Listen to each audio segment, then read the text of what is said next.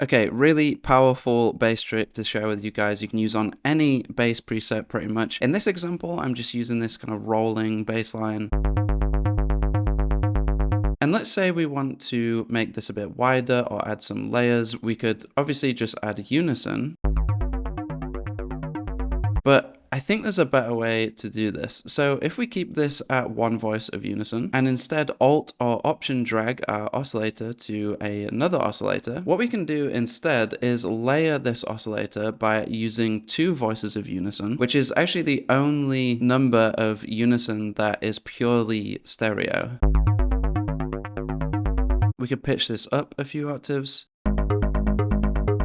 And now we have the same number of voices as just using three voices here, but we have much more control over this. So we can do things like add warp modes, like some FM, for instance. And what's really nice in Serum 2, we can also use a filter warp mode to high pass this.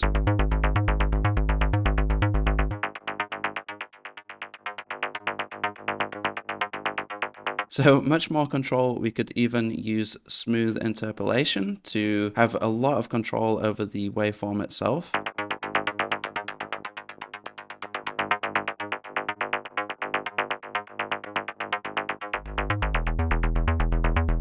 We could even go back into the original oscillator and add a low pass filter.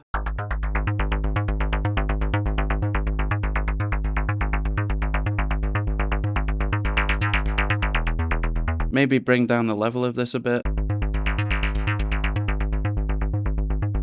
And yeah, this is just a really handy trick. It's basically like using three voices of unison and oscillator A, but having much more control over the sound. And I think with these new warp modes, it's just a ton of fun. You could even route this to a different filter if you wanted. There's just so much you can do. So yeah, I hope you found this helpful. Try using it on your next bass patch. If you want to support these videos, feel free to check out my presets over at synthhacker.com. Subscribe for new Serum 2 content, and I'll see you in the next one.